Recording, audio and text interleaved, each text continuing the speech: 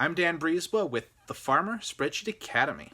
Today, let's talk about how to use the answers that you get out of your Google Forms.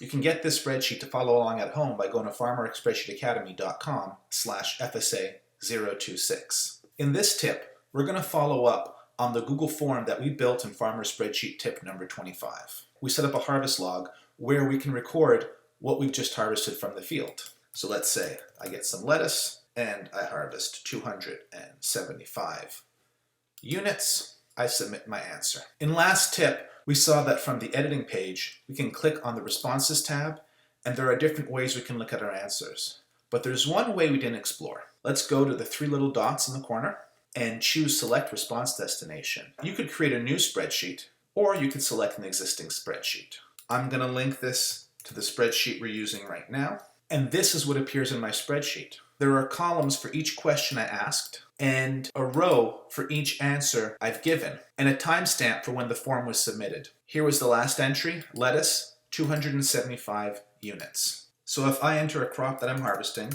like carrots, and we go to the field and we get 327 bunches, and I submit this, my answer immediately appears in the spreadsheet. Let's submit another response. We're going back to harvest some beets. We've gotten 178 bunches. I submit this response, and it immediately appears in the spreadsheet. Now that this information is presented in a spreadsheet, I can do all kinds of wonderful things with it. Let's put together a quick little summary sheet of the harvest data. I'll use a combination of sort and unique, two of my favorite formulas, to show the different crops in that list. You can go back to Farmer Spreadsheet tip number 18 to find out all about how to use sort and unique. And then, with a SUMIF, find out what quantity was harvested. If you want to find out more about SUMIF, go and check out Classic Spreadsheet tip number 4. We can drag this formula down. We have a summary of what was harvested. And whenever you add in new data, say we go back for more carrots, and we harvest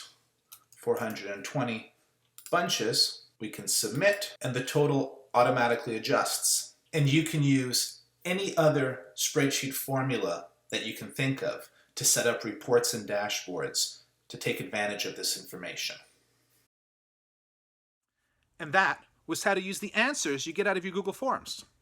I've got at least one more spreadsheet tip about Google Forms, so subscribe to this channel because there's no way that you want to miss that.